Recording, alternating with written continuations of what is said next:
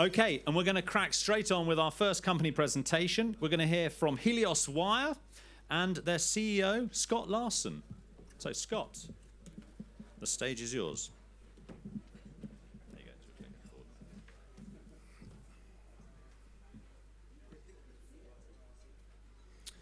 Yeah, thanks very much, and thanks for the opportunity to talk a little bit about what we're doing here at Helios Wire.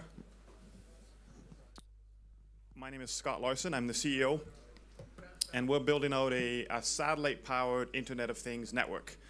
This is my second space startup. My first one was a company called EarthCast, which we started in my basement in Vancouver. We signed agreements to put cameras on the International Space Station. We scaled it up. We took it public. We raised a couple $100 million. I was the CEO. Fidelity was the main investor. I stepped down 5 years to the day from when we started. EarthCast wasn't a big company.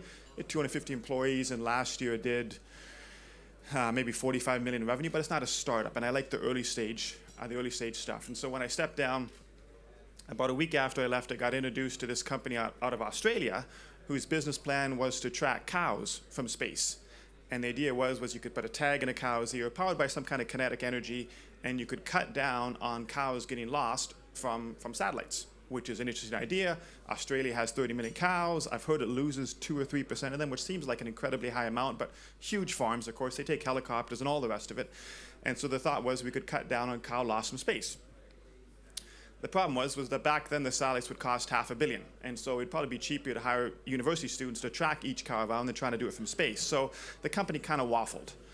I spent 4 or 5 months going back and forth with them, and at the end of the day, we all agreed this isn't livestock tracking. This is the Internet of Things, getting data from a remote device. Cow tracking might be one application, but it's broader than that. And so basically what we're trying to do is take a technology that up until now has only been available to governments and large corporations, and seeing if we can go downstream to the middle part of the B2B market, and then over time actually democratize it. Take a technology that's only available for a few, and open it up for everybody. And I'll come back and talk about this in a minute. But basically what all of this means is that we have spectrum. And spectrum is the right to send data from Earth to space. It's given to us by the UN. It's hard to get, very rare, incredibly valuable, and we have a huge allocation of spectrum, S-band in particular, which is good for small pings of data. And so the business model is to build out little tags, some the size of a shoebox, solar-powered, independent, some a little smaller, the size of your cell phone, that truly just beep information to space, whatever information you want. Location, elevation, temperature, proximity. Hook it up to other sensors, industrial, agricultural, oil and gas, transportation, supply chain, whatever it is, and the information just gets beeped to space. And if you have one satellite, it'll pick up a beep every 12 hours. That's kind of how the orbits work. If you have 2, every 6, if you have 4, every 3, if you have 30, every 15 minutes, because all the satellites are whipping around like this. And so we have enough spectrum to track up to 5 billion devices on the ground for maybe $1 a month. So it's hugely scalable and it's global. Here's where we are right now. We're based in Vancouver. We have a technical office down in San Francisco. We have 3 satellites scheduled over the next 8 or 9 months, 1 going up late summer, and then 2 going up right around Christmas time. And then the idea is that we'll phase the rest of the constellation over the next 4 or 5 years as the company scales up, use revenue to fund the future CapEx. This is what the satellites look like. They're not particularly complicated. We've outsourced this to another company that builds inexpensive satellites like this. They cost about $2.5 million. They're about the size of a small bag. They cost another $1 million to launch. So for $3.5 million US, you have a satellite built, launched, commissioned, operating space, generating revenue. Space is good for things that are remote. You're never going to use space or satellites to track your connected appliance or your thermostat at home or your watch. That's Wi-Fi, that's GSM, that's cellular, that's everything else. Space is good for things that are remote.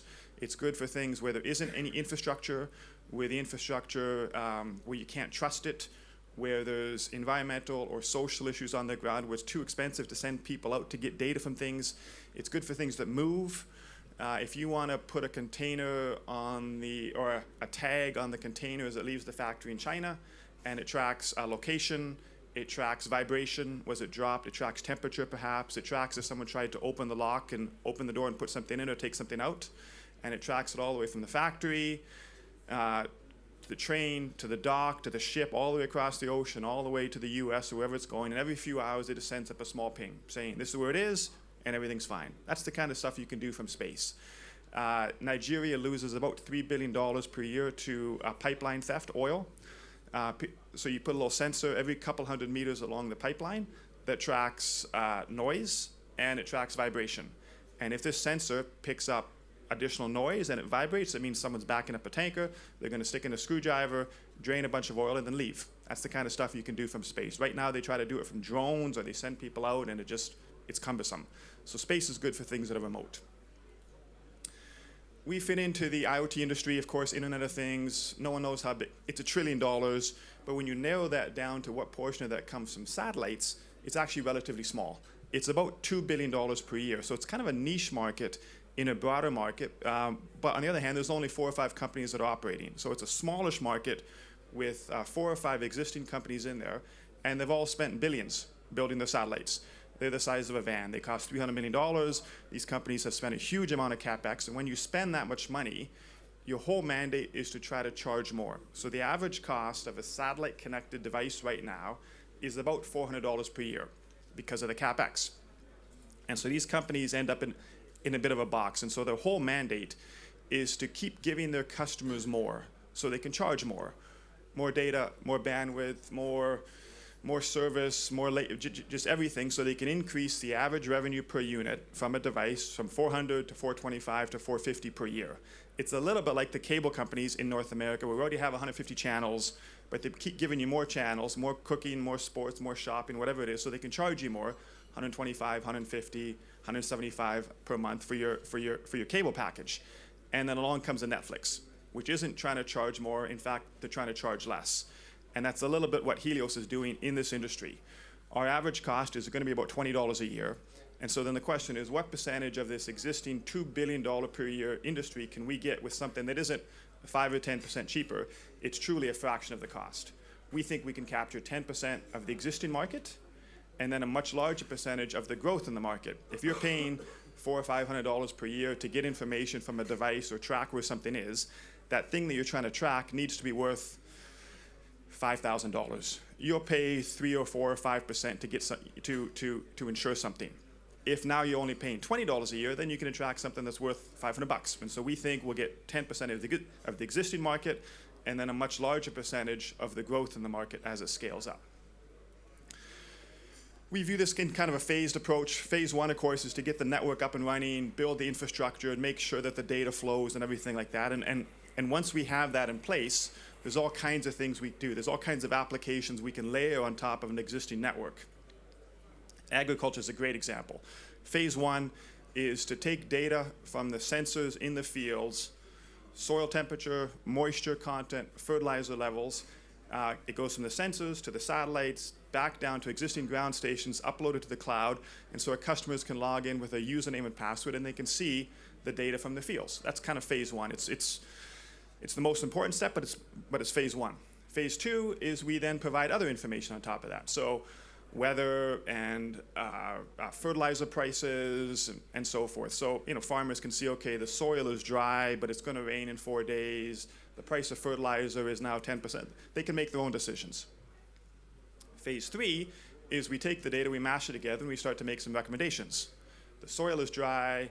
It's not going to rain for a week. Let's get the fertilizer on before it rains. And if we do that, you might see a 7 or 8% increase in production, as an example. Some of the data analytics that you can do when you have that much data.